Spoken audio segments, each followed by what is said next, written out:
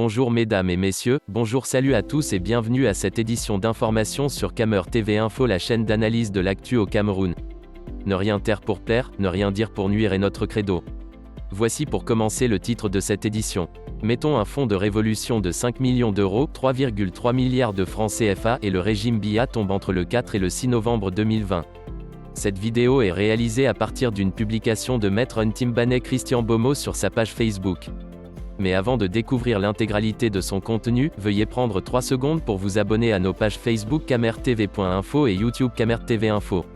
Un like et une souscription à nos médias pour ne rater aucune de nos futures publications est fortement conseillé. Voici la teneur du post dans son intégralité. Mettons un fonds de révolution de 5 millions d'euros, 3,3 milliards de francs CFA et le régime Biya tombe entre le 4 et le 6 novembre 2020.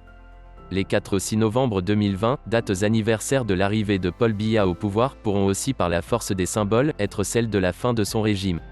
Après observation attentive de la révolution pacifique, la stratégie efficace pour la fin du régime Biya pourra se faire ainsi. 1. La révolution doit financer la communication à l'international sur les violations de droits de l'homme lors des manifestations pacifiques et en général la dictature au Cameroun. Le régime Biya a réussi à contrôler la communication internationale sur le Cameroun. À mettre un blackout sur ce qui s'y passe. Car conscient que les tortures, brimades, séquestrations et toute autre violation des droits de l'homme sur les populations qui s'opposent à lui ne peuvent se dérouler impunément comme en l'état actuel, si les regards du monde étaient rivés sur le Cameroun. Quand la presse et les médias mondiaux ont le regard pointé sur un pays dictatorial, la dictature s'affaiblit. Le mal n'aime pas la lumière. Suite à des financements importants, Paul Biya s'est entouré de grands cabinets de communication de réputation mondiale dont le but est d'éviter que la presse et les médias internationaux parlent de sa dictature et des horreurs qu'il fait subir à ceux qui s'opposent à lui. Prenons l'exemple de Maurice Kamto qui est avec sa famille, interdit de sortir de leur domicile ou de se ravitailler depuis plus de 2 semaines.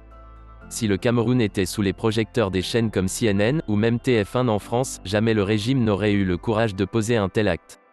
Il n'aurait non plus eu l'audace de torturer, séquestrer, emprisonner des populations qui expriment leur liberté politique lors des manifestations.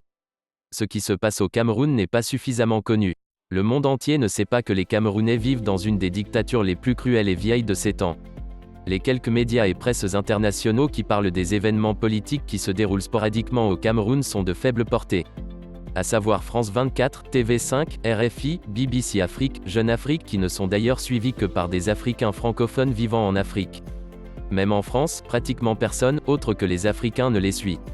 Pendant ce temps, le cabinet civil de la présidence achète des pages à travers ses cabinets de communication des espaces pour magnifier le régime Biya. Financial Times, Washington Post, New York Times, Le Monde. Pour dire réellement les choses, les grands centres de décision, les institutions internationales, les grands dirigeants de ce monde qui s'abreuvent et orientent leurs décisions à partir des informations qui paraissent dans ces presses et médias internationaux.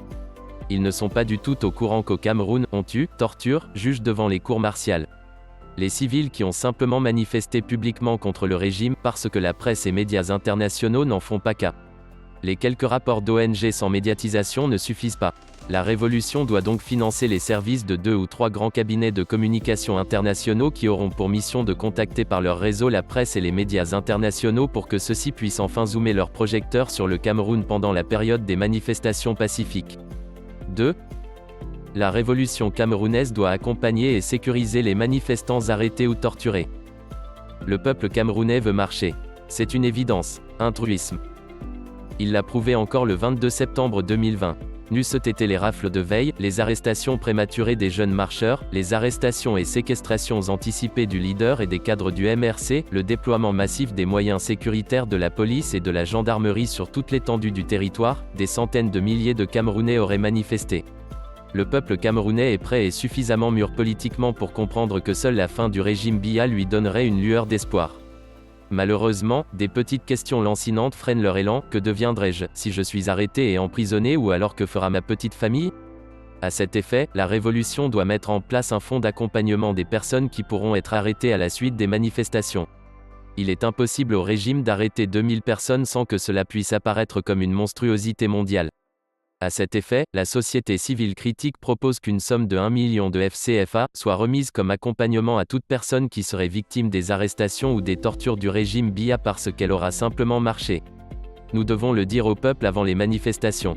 Les marcheurs doivent sortir confiants et rassurés qu'ils ne vont pas tout perdre à cause de leur participation à la marche. Bien évidemment, aucune somme n'est remise à une personne pour qu'elle aille marcher. L'argent qui sera remis, c'est uniquement un accompagnement, un soutien aux victimes de la Révolution. Même les familles de ceux qui pourront perdre la vie devront être soutenues matériellement. Les révolutions qui ont réussi ont toujours été solidaires avec ceux qui paient de lourds tributs. 3. La Révolution doit financer le transport et l'hébergement de ceux de nos compatriotes de l'arrière-pays qui viendront manifester à Yaoundé. Il est évident que la Révolution, pour être plus efficace et directe, devra se concentrer uniquement sur la capitale Yaoundé. Au vu de la volonté affirmée de nos nombreux compatriotes de l'arrière-pays de participer à la Révolution, nous devons mettre en place un fonds de financement de leur déplacement et hébergement à Yaoundé du 3 au 5 novembre 2020. Nous pouvons tabler sur un mouvement de 10 000 personnes provenant de l'arrière-pays. Soit 100 000 francs CFA pour ceux qui viendront du Grand Nord, au vu du coût des transports. 4. La diaspora camerounaise doit cotiser pour alimenter ces fonds de la Révolution. La diaspora camerounaise compte plus de 4 millions de membres recensés. Dans l'impossibilité de participer physiquement aux manifestations proposées du 4 au 6 novembre 2020, tout membre de la diaspora pourra le faire à travers son don financier à la Révolution. L'unité de participation sera de 50 €. Si 100 000 Camerounais cotisent, le fonds de la Révolution sera alimenté de 5 millions d'euros. Et le régime Biya tombera. Par contre, nous devons éviter tout financement extérieur. C'est une affaire camerouno-camerounaise. 5. Le fonds de la Révolution sera géré par des femmes. Compte tenu des doutes qui peuvent exister sur la pratique de transparence des uns et des autres, je préconise que l'instinct maternel rassure. Les femmes sont naturellement les intendants de nos maisons. Elles ont démontré qu'elles savent bien gérer. Une équipe de 10 femmes sera chargée de collecter et de gérer le fonds de la Révolution. Je vois déjà par exemple notre écrivaine Marie Lissouk, écrivain bis. Dans ce comité, Mama Alice comme les représentantes de nos Amazones entre autres, bien évidemment, elles pourront recourir à d'autres compétences masculines. 6. Comment se feront les cotisations et l'alimentation du fonds? Nous devons préciser que ce fonds n'a pas pour objectif de financer une guerre ou une insurrection, entendu des actes de violence pour prendre le pouvoir, mais des manifestations pacifiques pour exiger la fin du régime dictatorial. C'est un fonds d'assistance à la Révolution pour plus de démocratie au Cameroun. Payer les services de cabinet de communication est tout à fait légal. Assister des personnes arrêtées ou victimes des traitements inhumains et dégradants d'une dictature est aussi tout à légal et légitime. Toutes les assurances juridiques seront apportées par les juristes et avocats de la Révolution.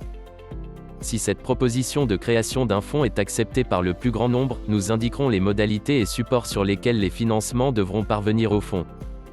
PayPal, Litchi, virement bancaire, transfert, espèces. Christian Ntimban Bomo, Société Civile Critique. Voici que la publication est terminée. Veuillez prendre 3 secondes pour liker la vidéo et la partager. N'oubliez pas de vous abonner à la chaîne YouTube Camert TV Info. À bientôt pour de nouvelles publications.